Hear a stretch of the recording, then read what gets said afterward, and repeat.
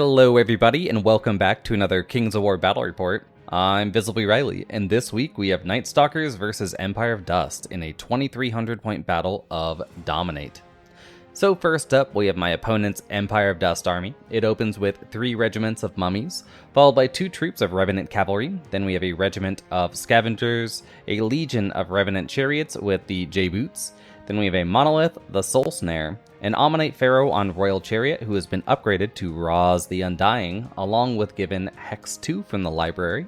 Then we have a regular Foot Pharaoh with the Sacred Horn Eternal Guard, which grants Aura Elite Melee Mummy only, that's a mouthful, and of course Veil of Shadows from the library. Then we have Idol of Shobek and Sepik Ray the Accursed to finish it out. So before we move on, let's talk a little bit about who is Roz the Undying, or I guess what is, since I don't think there's any lore provided about who Roz is.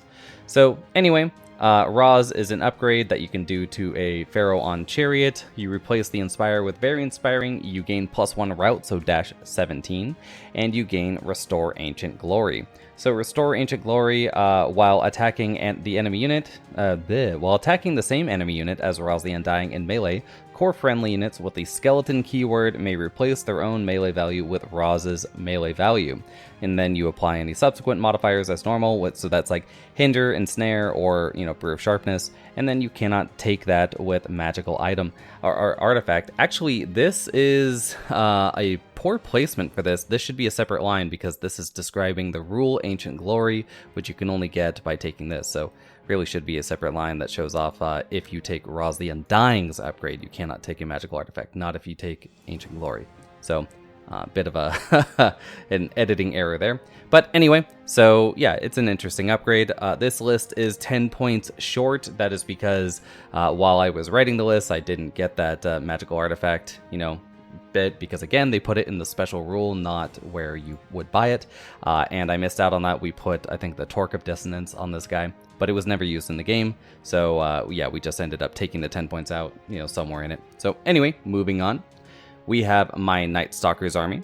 It opens with a regiment of scarecrows, followed by 2 regiments of doppelgangers, one of whom with fire oil, the other with the staying stone. Then we have a troop of reapers with the skirmishers' boots. Then we have a horde of butchers, 2 mind screeches, 2 planar apparitions, 5 regiments of soul flayers, of course, and a horror with the inspiring talisman or a vicious melee infantry only, and Bane Chant 2 upgrades. So, not so much to talk about this. Soul Flayers are now at 12 attacks instead of 9, and the Skirmisher's Boots are a magical item. It's 10 points, troops only, you gain Nimble, so it's a nice little upgrade. So with that out of the way, let's talk a little bit about the scenario, which is of course Dominate. At the end of the game, you're going to add up the unit strength of all your units that have the majority of their footprint within 12 inches of the center of the playing area. That's your victory point total. The opponent does the same. You compare scores. That's it. So King of the Hill, Dominate is very simple, and I think most of you know my thoughts on it by now. So we'll move on to the table. And again, they're always a little bit janky just because these tables are so tall. And again, we have no chairs in this game store. So anyway, we open with 2 Height 9 forests, 1 in each deployment zone. Then we have a Height 3 hill, a Height 3 hill, and then there's another Height 3 hill, I believe, hiding somewhere over here, but it's a little out of the way. Then we have 2 Height 2 obstacles, of course, followed by 2 Height flat pawns, and 2 Height 7 blocking terrain pieces, or impassables as I would call them. So this one's actually Height 7. This one's on a hill, so it's actually Height 10, but it itself is only 7. So that's going to do it for the terrain. Let's go through the deployment, starting with the Empire of Dust on this left area here. So we go through it. We open with one of the, that says regiment, but that's a troop of Revenant cavalry, followed by the monolith back here, and then the first regiment of mummies. Then we have Roz the Undying is this little guy riding a snake with the Torque of Dissonance. Yeah, again, we just didn't use it, so it doesn't matter too much. And Hex 2, followed by the Legion of Chariots with J-Boots, Shobek, a Pharaoh with the Sacred Horn or Elite and Veil of Shadows, Sepik Ray back here, a second regiment of mummies, and then behind it we have the Soul Snare, the 3rd regiment of mummies, a regiment of carrion, and a troop. Again, it says regiment, but I just, brain fart, of Revenant Cavalry. So facing off against the Nata Regiment and the Carrion, we have our two weird blank bases of Soul Flayers. I actually am working on these now.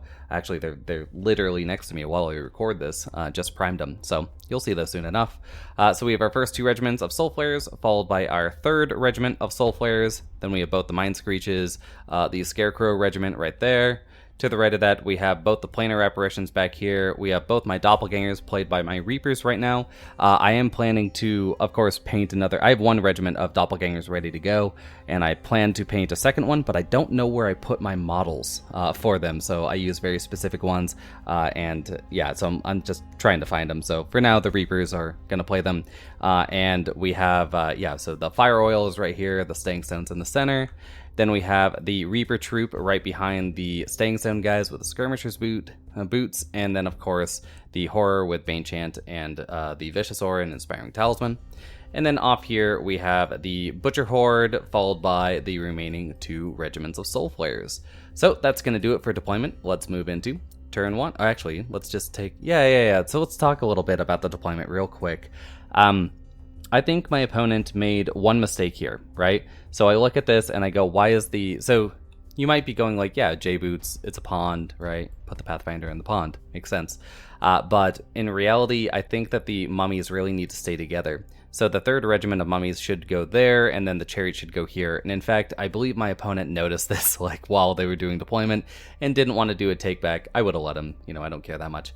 But yeah, that's just a small mistake that I think we both recognize while they were doing their deployment. And it's easy to fall for when you sort of have set ideas in your head like that, right? Well, not like set deployments, but when you go, you know, there's terrain, put the guy in the terrain that can mitigate it. But you don't think about, well, I actually need to keep my block together. So anyway, and then as for my deployment, yeah, I ended up, so I wanted to deploy right here so I could utilize this piece of the hill to charge down and gain a thunder. Butchers are pretty good at that. Doppelgangers are also pretty good at that, but I wanted them to be more central because it works out a little bit easier than moving around butchers, right? So like if I have butchers here and then doppelgangers to the side of them, it's a little harder to move than just having three units that are all just regiments of infantry, right? So I put the Scarecrows in the wood. Who cares? They can only go 4. Meh. And then all the Soul Flayers just sort of keeping this flank honest, although my opponent has so few drops that I didn't have to worry too much about it. So anyway, that's going to do it for deployment. Let's go into actual turn 1. So turn 1 ends up going to the Empire of Dust, it looks like. I think so. So yeah, they're going to just advance forward. I think that this is, you know, pretty prudent. You just maintain your battle line with Empire. You know, you just go forward, get ready to start that grind. Ain't nothing wrong with it. But my opponent in the shooting phase does go for a monolith surge onto these mummies. They surge, I believe, 7 inches, 6 inches, pretty far forward. And I'm like, oof, that could have been a disaster. I really don't believe in using turn 1 surges. You better have a plan for it. So, you know, like turn 1 surges are fine if you front block your unit. So like you just want it to go, you know, and maintain the battle line. So you block it a little bit so it can't go any more forward with the edge of your base. And then when it goes forward, it hits and stops. I don't believe in stuff like this because that can get you into trouble really, really quickly. So if my opponent had rolled 1 more inch of surge, it's a double flank from some Soul Flayers. So yeah, in my opinion, not the best move, but it didn't really do too much. As you can see, I don't actually have those charges ready to go. So that's going to do it, but I could have. And let's move on to Nightstalkers turn 1. So Nightstalkers turn 1, I do go for some turn 1 charges. And my idea here, I'll go to the right side of the field in a second, but I'm planning just to hold up these Revenant Cav. I don't expect to do much. My opponent smartly placed it so I would hinder myself with the Soul Flayers, and because they were so backstopped, except for this exposed unit, which I'm like, well, yeah, expose yourself. That's fine with me. Giggity. So I'm like, I don't really care if these guys are forward. The only unit that I could really push back is this Legion of Chariots, and is that really going to avail me much with my Wind Blast? Because I have to get within 18 anyway, so that's in the danger zone. So instead I just go for, I think I'm just going to hold up the Revenant Cavalry here, and whatever wants to charge in and join them to try to help them out. Because I'll very unlikely to kill this unit. I'll be holding up 2 units then, and then I can feed another one, maybe even threaten a kill with this, and then, you know, set stuff up with butchers, because I want my opponent focusing a fight over here on a flank away from the center, so I can sort of deal with their smaller units, because I outdrop them pretty heavily here. So that's going to be my plan. Plus, I haven't played a lot with the new Soul Flayers, where they have 12 attacks, and I'm eager to get some heuristics in. Right, some muscle memory. And off here on the right, you can see, yeah, I do the same thing. My opponent does a smart move where they move forward with the Revenant Cav infantry, or not infantry, troop, and then they put themselves against this piece of impassable. So when I fly in, I cannot double charge, I can't get 2 units in, so I'll have to just do it in 1, and then it also exposes my flank to these birds. I'm not too worried about that, because even on the flank, right, those birds are 18 attacks in a flank charge, hitting on 5s and wounding on 4s. So that's like 3 wounds from the birds, and then the Revenant Cav, provided that I do at least 1 wound to them, are like another 2 wounds, so that's 5 wounds. I'm a 13-15 and I'm inspired, so I don't really care. Not worried about it. And again, even if I do die, it's the same idea, which is I'm trying to get my opponent to fight over here rather than bringing their chaff out to do anything helpful, and I will probably win that fight in the end. So that's going to do it. In my shooting, I take aim with both of my Mind Screeches, and I try to just one-shot Sepic Ray, since they were exposed right now. So I don't do too well, but I don't do too poorly either. So I have Lightning Bolt 12 here. There's no cover because I'm height 5, so I'm going to see over all this stuff. So I fire in on Sepic. I, hit with, I think, 3 of them, and then I wound with 3 of them, which is, perfectly fine. I think Sepic is a def 4, so I did a little below average, but well within that median, right, well within that range that I would expect. And then I also nail him with a quick shatter from the Mind Fog, from the planar apparitions, because I'm not wounded, so why not? And I'm like, well, I mean, it's a big roll, but we'll see. So I think I scared him a little bit, but we'll have to see in their turn 2. Obviously, I do not kill them. And in the combats, I managed a couple wounds on both the Revenant Cav. I do not kill either of them. I actually rolled really hot, I think, on this combat, but then, again, cold on the nerve check, so it all balances out in the end. But with that, we'll move on to turn 2. So turn 2, first off, we see Roz deciding to join the Revenant Cav. I believe this is legal, correct me if I'm wrong, but you can remain engaged with a unit, and then it's not actually a combo charge, so you don't slide anymore, do you? Right? I'm not sure on this, but this is something that, my opponent and I definitely talked about it, and I agreed that, like, you would not slide down. So if I'm wrong, please feel free to politely point me to where in the rulebook it says that, right? Like that if you remain engaged with one unit, the second unit is a, it's considered a combo charge together. But as I would interpret it, this unit right here just stays engaged, so it does not move. This unit then actually does a charge and hits and gets to the frontage it can. So anyway, they both are going to go in there. Ra's ready to make short work, I think, of those Soul Flayers. And off here on the right, yeah, I get flanked by birds and charged by these guys. So again, should be fine, in my opinion. And let's go back a picture just to show off that these guys are maintaining where they are in the table. The mummies that surge so far forward just turn to flank charge the Soul Flayers. Again, I don't care about that. They kill out the Soul Flayers. They've set themselves up for many charges. And I actually made a mistake at this point, because again, I generally run these as my Reapers, so I was assuming that they were speed 6 in my head, because you make mistakes. And I was like, oh yeah, so I can send Reapers in as well. And I'm like, oh, they're doppelgangers, right? So, even confused myself there a little bit. But, yes, Sepic Ray should have removed 1 damage from the Iron Resolve. I must have done 4 then. Yeah, I must have done 4 and then got a 5 with a Shatter. So, yeah, unfortunate that I didn't get that very high roll. But anyway, Sepic Ray just sort of runs away to get healed up, probably by the Drain Life, although Sepic could just heal themselves if they wanted, or, show it could, I guess. So, not that big of a deal. And you can see, yeah, over here in the combat, these units just pop right through my Soul Flayers very easily. I mean, pretty much only needed the mummies, but of course they rolled the Revenant to try to get that life leech going, so they heal 1 wound off. And over here, this is unfortunate. My opponent puts me on 8 wounds, I want to say. So, again, well within that mode. But that's only a 25% chance of breaking me. And, they just rolled it. So that sucks a little bit. But again, the plan is still good. So, yeah, you can see the Revenants are down to 5 wounds. So I had done 6 on the charge there. So it's still working. It's just not currently in my favor. It's a little below average for me. But that's going to do it. So let's go into the Nightstalkers turn 2. I send the second guiding unit of Soul Flayers into the Revenant cab. Again, I'm just looking to muck this stuff up for a few turns because I want to send my Butchers in here, kill off these mummies, and then maybe get around to killing these Chariots when the Chariots go in, right? So the Butchers, it's an interesting charge. I think in retrospect, I should have just let this happen and then gone for the easy flank charge with my Soul Flayers onto these mummies, and then the front charge with the Butchers.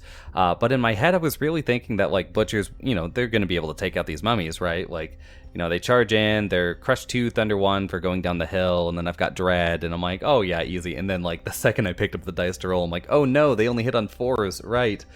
So just, a bit of inexperience there, but we'll see if I can pull it out anyway. And again, the Soul Flayers go in. I do Bane Chant them because these ones are also hindered.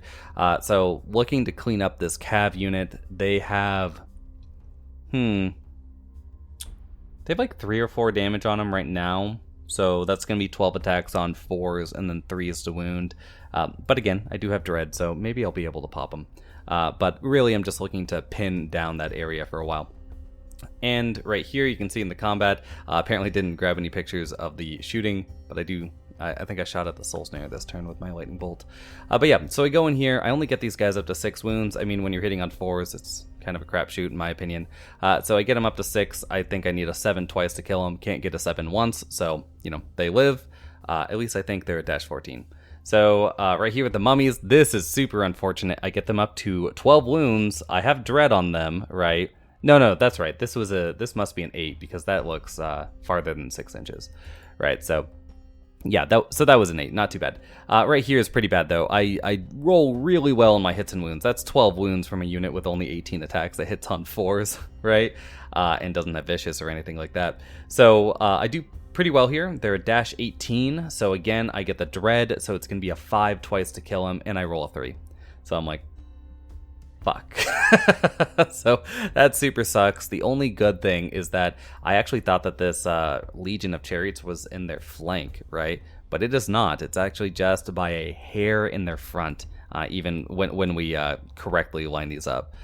So yeah, this is really unfortunate, but it happens. So we'll just have to see. It really sucks on mummies though, just because they heal so much back.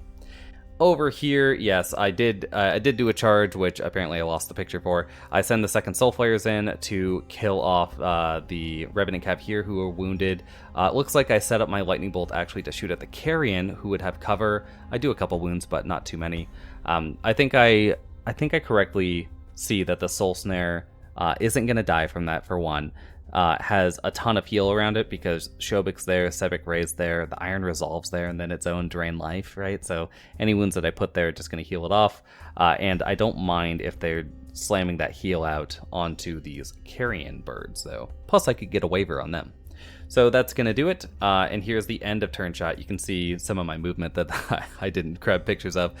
So yeah, I'm just sort of closing the trap around. I did, again, fail this, but I think it might be fine. I might be able to hold a double charge there. Depends on what my opponent does. They do have the possibility of going for big surge energy, right? Like you could, pivot to just hit this corner, right, with this unit of mummies, and they've got a lot of surge, right? Like the Pharaoh's surge 8, the Monolith surge 8, and then Civic Ray's surge 8. So that's surge 24. So they could get that flank too. That would be unfortunate for me. So anyway, or get into one of these Mind Screeches, which is not great, but also I don't care too much about that. But yeah, I think things are definitely looking interesting at least. So let's move on to turn 3. So turn 3, my opponent does go for the double charge here with the mummies and the chariots going into the butchers. They slide down, or at least I don't remember if we actually slid them down, but they're about as far as they can anyway. So they slide down a little bit, and then we send again, these guys just remain engaged, and then we send Roz back in to kill off this unit of Soul Flares, which, it's unfortunate that, I didn't pop them, but it was an 8, so that's not that bad. So we'll have to see about that. And then my opponent goes for this, really, like I said, they had these long bomb surges, and I feel like they could have got this one maybe, but maybe it was after the surge here. It was just, too far, such an oblique angle. It just wasn't going to hit this unit. So instead, they go for a surge into my, what are they? The doppelgangers. And I don't hate or love this move. And what I mean by that is this is hyper aggressive. So the idea is you kill up the butchers, which, granted, is not that unlikely, right? Like, my opponent has the 9-inch aura right here, so these mummies are elite. That's going to be 20 attacks from those chariots on 4s and 3s, right? So not the most unlikely, right? But and if that works, right, that buys you another turn with these chariots, right, to get ready to rumble. So assuming they kill off the butchers, these mummies going in here, sure, they're probably going to die, in a round or two against doppelgangers because I'm mummies too. But, they will block me up for another turn, and I'm like, it's an interesting move, right? But it's a bold move, Cotton. We'll see if it pays off, right? Because it's very, very aggressive. But, again, if it works out, Shobik, the chariots, and these mummies are ready to punish me, right? So, if I take this flank, the double, and, send this to charge, whatever, I'll still kind of be playing from behind, right? I'll be able to pick up these mummies, but that'd be dead, right? And I'd be just working with these units effectively. So I'd have to be able to do a really big aggressive punch back. So, I guess it's the idea being if my opponent gets good dice here, they're forcing me to have good dice in return to do anything about it, and just snowballing a little bit. But it is very aggressive. Over here, you can see what the other mummies are doing. They're just getting ready, I guess, to mess around with these guys. I think that it must be that the mummies that went for that surge were blocking too much of this real estate, because I think you would just, maintain a line kind of like this. Although they are protecting the soul snare from getting charged right now, because they're out of 12 inches from my Mind Screech right there, and then I can't fit this flying unit. So maybe that's the thinking. But the birds here just go into the charge, looking to do a wound against my soul flares, just to make sure that they can't fly and do any weird flying charge shenanigans. And over here, we're going to start shooting. So we've got the soul snare taking aim. It has shot every turn. It's shot at soul flares, right? But this turn it chooses a Mind Screech. Manages 1 wound on it, so not the best roll. Heals 1 off of, I think, the birds. Or maybe I think the chariots is what it chooses. And then over here, we've got the Pharaoh. So going for this surge. It's not quite right. The monolith casts the first surge, then the Pharaoh. But I did take a picture of that because there was a weird piece of math where Sebek Ray was, if we go back some pictures. So this is where Sebek is, right? So if we go back just some more, these mummies, if they were about here, the monolith has to cast first, right? So the monolith casts, if it gets 5 surge, right? So 5 plus, so 5 to 8, it actually outranges how far Sebek Ray can cast surge, right? The Pharaoh is here to just back it up, and if they go 5, it's a little over 6 to get to this unit, so only 2 of the surges need to sync to make that work. But there is a perfect storm where you roll a 5 with this, and then you roll nothing with that, and then these mummies are super out of position, right? Because they're just 2 inches in front of this, and nothing's worked, which is why, again, it's a hyper-aggressive move. And my opponent did actually roll 5 with this, so did the first part, and then only rolled 2 surge with the Pharaoh, and I was like, wow, you almost hit the perfect storm of just, I guess I lose now. So that's sort of, aggressive moves like this might be interesting, it might be fun, but in a really competitive setting, there's a reason why people tend to not do them, right? Because stuff like this can happen. So anyway, it doesn't happen that way. The Pharaoh does manage to get 2 to get into my doppelgangers, and we go into some combat. So first combat here, the birds charge me and do 0 wounds. They only hit once and they failed to wound with it, so I'm able to fly and do whatever I want next turn. That's bad for them because I'm also taller than them. And then over here, these mummies just flub. They do 5 wounds to me. They do roll very well with their nerve check, right? But only get me to 15. And again, this is the unit with the staying stone, so they just shrug that off. And I'm like, wow, staying stone, continues to be an excellent buy. And here's the end of turn shot. So you can see my opponent had a pretty poor turn here, and let's just go through it all. So first off, yeah, again, they failed to wound the soul flares here, so I'm able to, you might see a bit of a flank right there. So yeah, I could do that flank charge. I will be hindered, of course. Right here, my opponent only managed 5 wounds, so the doppelgangers are ready to fight, and I have a flank there as well. And right here, my opponent only managed to waver my unit of butchers, and that was only due to an insane roll. They only did 6 wounds, right? So they're 16-18. They just rolled I guess they rolled a 9 because the chariots are brutal, right? But yeah, so they rolled a 9 there, got in, got the 16, or they rolled a 10 and got the 17. It does not matter, and they got a very lucky waver, but still, that's super bad. Only doing 6 wounds. You can see here the hindered marker, and that's because my opponent chooses not to use the Strider boots this turn, and they were thinking ahead. They were going like, okay, yeah, so that you do the aggressive play, you go in, you do the fight here, and then you kill out the butchers, and then next turn you can just pop the J boots anyway because it's not going to be a counter charge. But if you don't pop the boots, right, like stuff like this happens. And what's really funny about that is I actually counted, when my opponent rolled the chariot attacks, I was like, wow, he should have popped the boots, but they only rolled 2 4s in that whole roll. Now I didn't count the wounds, so of course the +1 thunder would do something at least, you'd think. But yeah, they don't land the kill there. That's really unfortunate. And to add insult to injury, they decide to not send Roz in at the last second, hold back, cast Hex onto my caster instead, fail, and then this unit right here charges in or remains engaged and just whiffs. So this unit of Soul Flares as well is fully able to charge whatever the hell it wants. And I'm like, wow, that first turn, like, you got 25%, hit on the Soul Flares on the right here, but this is just a huge cluster. So, we'll have to see what the Nightstalkers can do with it with their turn 3. So Nightstalkers turn 3. First off, if we go back a picture again, this is a nimble unit, so I have a lot of random nonsense I can do. I've got a flank here. I'll probably take the counter charge here because I do fit perfectly between these mummies and these chariots, which is probably another thing my opponent, if they were really going for the aggression play, might have checked that to make sure that, if I counter charged, it would mess me up, but I'm not sure how much it would mess me up. But if you look at this, so yeah, I send 1 planar apparition into the front of the Revenant Cav due to, I believe they're, so I send, So I send that in there. It's got 4 attacks on 3s with Crush 1, so I'm like, I don't really care if it kills it. It is Ensnare though, that's the big thing, so it'll probably hold them up. I get a flank charge. It's of course hindered into Roz. I'm not expecting to do too much to that, but I do want Roz to be very worried, right? And again, having flyers that are just staring down your line from here, granted these things are too tall for me to see over, but it's just staring down the line. You have to do something about it. So I'm just forcing my opponent to do stuff. I send the Butchers on their Fury countercharge into the Legion of Chariots.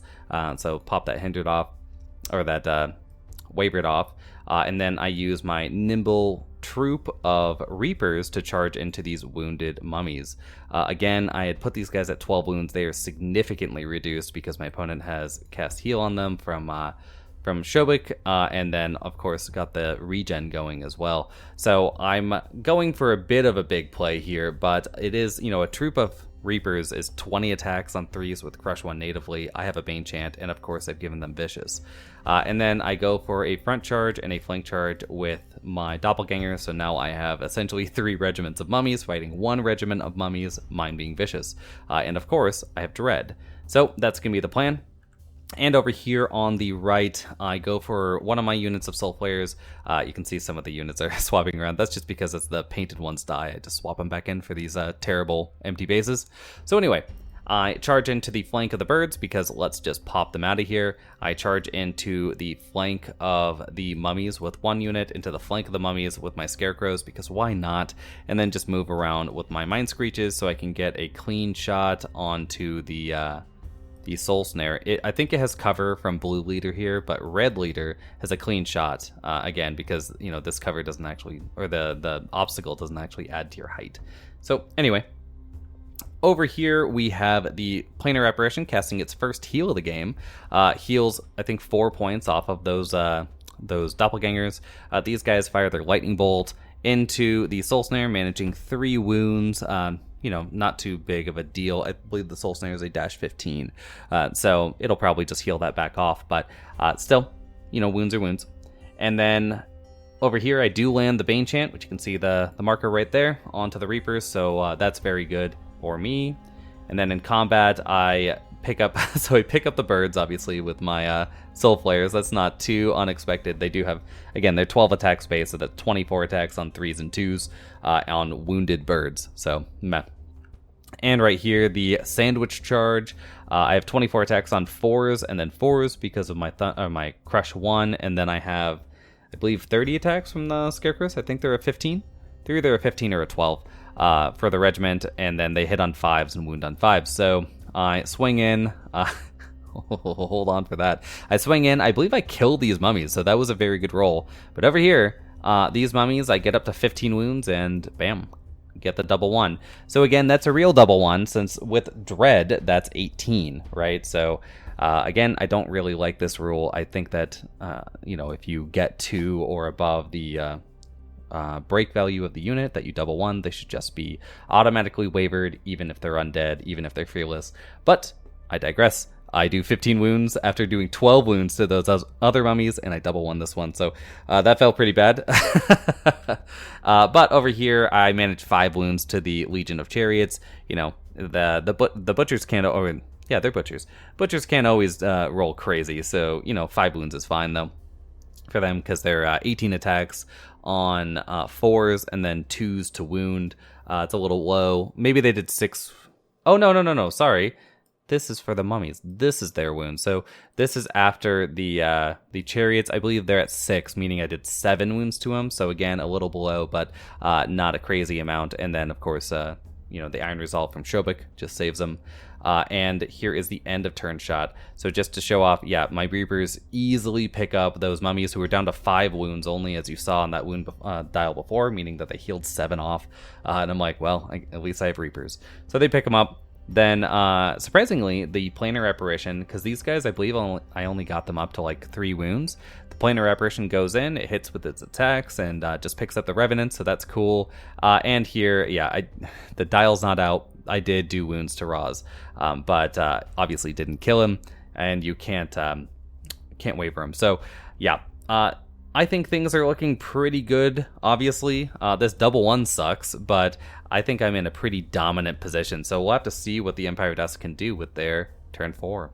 So turn 4 for the Empire Dust, all in, right? So first off, we have the Monolith just blocking up the Soul Snares, right? Like, can't see past it, and I can still see the Chariots if I wanted to. But I can't see past it, and I'm in its front, so fair. The Planar Apparition is ignored, while Roz just goes into my troop of Reapers. We have the Legion of Chariots going into my Butchers, along with the Pharaoh into the flank. We have the Mummies here, who have regen down to 9 wounds. So pretty good regen there. Going into the front of the Wounded Doppelgangers, again, only at 1 wound right now. And then we have, as you can see here, Shobik charging into some Scarecrows, which is always bad for Shobik. It sucks so much. But, just couldn't see anything, couldn't see any, or this unit could see these guys, but they're out of range. I probably would have just, I don't know, I think it probably would have been smarter to send Shobik over here to start taking out these Soul Flares, right? To just keep in the game, right? But maybe my opponent's going like, well, it's time to go broke, right? Which is charge into the Scarecrows, kill them, and then you can just sit here, tank these guys, and go and, still be around to just disengage, pivot. You can no longer advance, of course, but you can side shuffle to get a little bit of leverage, or you could just stay here, right? Still a square base, you can still get big surge. So anyway, that's that. In the shooting phase, the Soul Snare again fires into my blue leader, doing 2 wounds to me, but again, not getting a waiver, healing 2, I believe, off of the Chariot Legion. And then over here, so Roz goes into my troop of Reapers, does 4 wounds to them, and barely gets the waiver. So I believe they're a 10-12 troop, and he rolls a 6. So I'm like, alright, I guess waiver's better than nothing for you, bud, but that's pretty bad. And again, after Roz's regen is down to 7 wounds, so pretty wounded. Over here, my opponent gets my regiment of doppelgangers up to 10 wounds with those mummies, which again is a good roll, right? Like mummies, these they are elite here, but they are hitting on 4s with only 12 attacks and then wounding on 2s, right? So, you know, the mean would be about 6-ish wounds, right? So that put me at 7. So this is a little bit above that range, right? So this is landing 9 wounds instead of the expected around 6 or 7, right? So I think it's slightly out of that range, but still only gets a waiver, showing off the fact that, you know, it's really not a bad roll until you roll the nerve. So this is sort of a medium roll for me. Like, of course, I don't want to be wavered, but I'm not dead, so who cares? And here is the bad roll. My opponent goes in to the Butcher Horde, putting 11 wounds on him with Brutal. That brings me up to a 12 and rolls a 4. So I'm like, you know, it happens. So they only get a waiver. Thankfully for my opponent, I cannot charge into the Pharaoh. I can't fit between this, so it's not a legal counter charge, I do not believe. But on top of it, I'm not sure I would charge into the Pharaoh. I'd probably still charge into the Chariots. So anyway, that's that. And here's the end of the turn. Yeah, and my opponent just whips with Shobik. Doesn't even do that many wounds. Like, you know, 10 attacks on 3s and 2s and does like 3 wounds, 4 wounds, something like that onto these Scarecrows. So they're just living their best life, going like, oh yeah, we're going to eat a Shobik next. So pretty happy with this. Looking good for the Nightstalkers. Let's see what they do with their turn 4. So turn 4 Nightstalkers. This is the end of turn 4 for the Nightstalkers because it is brutal. So if we go back a picture, first off, I'm gonna take the flank charge onto these chariots with this unit of soul flares, I believe. No, sorry, the soul flares here take the rear charge onto Roz because these guys are wavered. So yeah, I take the rear charge there, I counter charge here. I have a bit of a weird charge here where I can take this unit of soul flares into the flank of the chariots. I do. And then I can take these soul flares into the flank of Shobik. So I do. Or maybe vice versa. Maybe I take these guys into the flank of...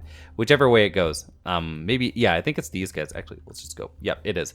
So these guys go into the flank of Shobik because I believe these guys are actually in the front.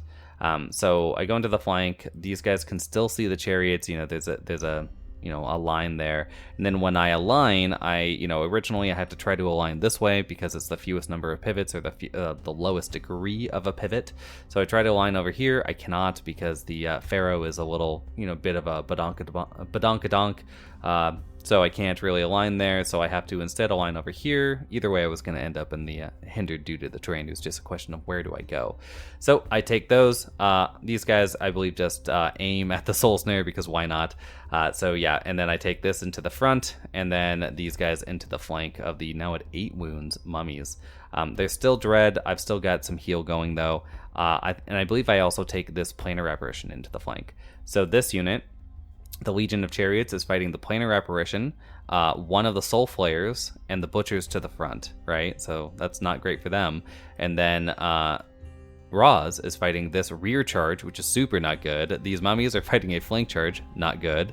Shobik probably is fine, right? Because Shobik's only fighting off some soul flayers in the flank who are hindered. Oh no, they will not be hindered because the scarecrows will block them. So yeah, the scarecrows go first, and then these guys go in, but still probably fine. But it wasn't. So I Bane Chant these guys fighting against Shobik, and I clean up the table. So again, Legion of Chariots gone, Roz gone, Shobik gone, mummies gone.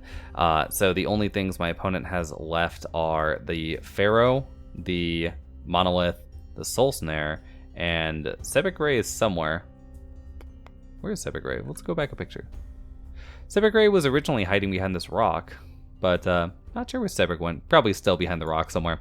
So anyway, I get a pretty good roll here, and of course my opponent's like, I mean, what do you do? There's only one unit on the entire board that can score for the Empire of Dust. It's nowhere. It's not even in the zone, right? And I haven't done any of my overruns or anything. I reformed with this, but so this guy just turned to face towards the monolith. I didn't need to do that. I should probably just no, I haven't done that yet. Excuse me. It's because this model doesn't work next to any other models. So I side shuffle with this one to block the monolith up for its movement. It can't charge anyway, so it doesn't matter. These guys, as you can see, just turn to face, the only unit that matters, and then everything else just does what it's gonna do. I did go for a heal here onto the butchers. They're down to 6 wounds now, so like, you know, you can pick the thing you want to kill. You can kill off these doppelgangers pretty easily if you wanted with this. You can, you know, like it. So anyway, the point being that if my opponent goes for max kills now, right? So like the Pharaoh picks up a unit, the Soul Snare picks up a unit, and I just do nothing the rest of the game, I still win. Right, because I have 1, 2, 3, 4, 5, 6, 7, 8, 9, 10, 11, 12 scoring units on the table, right, to my opponent's 1. So even if, which is only unit strength 1. So even if the Pharaoh and the Soul Snare pick up a unit every turn and I do nothing in return, my opponent is still going to lose, right? Because their turn 5, that's 2 units. On turn 6, that's 2 units. And on turn 7, that's 2 units. And I still have too much unit strength. So we call it there. It's mathematically impossible for the win. And we'll move on to conclusions and list discussion. So first off, my conclusions. I think we've kind of gone through, you know, how that game played out. Again, you know, when you can envelop people with flyers, it's always difficult, especially with Empire Dust and Dominate, I think. I mean, you could easily pull back, like, anytime you're a surging army, there's a lot you can do against flyers, but, you know, when you get a bad roll, or you play aggressively, which I've learned I can't do with Empire Dust, things can go poorly very quickly. Now, I will say this as a caveat, I did write both these lists. I wrote most of them. Originally, with the Revenant Cav here, I just had a bunch of scavengers, but my opponent wanted Revenant Cav, so we put them in, right? Which is not bad. Revenant Cav troops are obviously excellent, but I just had a bunch of scavengers just because I like to spam out garbage once I'm past my center. And I do like the center of this list, right? I love the mummies. I love the Pharaoh on foot with the Veil of Shadows, the Eternal Guard. Sacred Horn is a fun upgrade. You could still go with Wings, though. Wings is a great upgrade. And that's a solid package. Idol Shobik can go with it. That's really good. Sebek, I would always bring in every list. And the Soul Snare is really good. Now, the things that I would look at and go like, these could change, right? The Monolith, the Revenant Chariots, and Raz. The Revenant Chariots I do think are excellent. I'm not sure they work super well in this list, but they are a good unit. And if you need the unlock, I like them, right? The Monolith, obviously an amazing unit, but I'm already running enough Surge, right? If you're going to run a Pharaoh and Sebek, you already have decent Surge in the list. You don't need the Monolith at that point. So maybe drop that out. And then, unfortunately, Raz. Raz is just overpriced. There aren't that many. Originally, when I was writing the list, I was like, oh yeah, so Raz can charge in with mummies and, you know, make him hit on 3s. That's really good. And it's like, no, it's skeleton only, right? Which mummies are not skeletons. they're mummies. And I'm like, okay, like that's still, you know, you can still do stuff with Raz, but it's just a little too expensive for what you're getting. 50 points for this when it's 30 points to become the Wilt Father, right? And I know that's not the best comparison, just because Wilt Father is one of the best living legends in the, well, that's not a rule, is it? One of the best unique upgrades in the game is Wilt Father, if not the best in the game.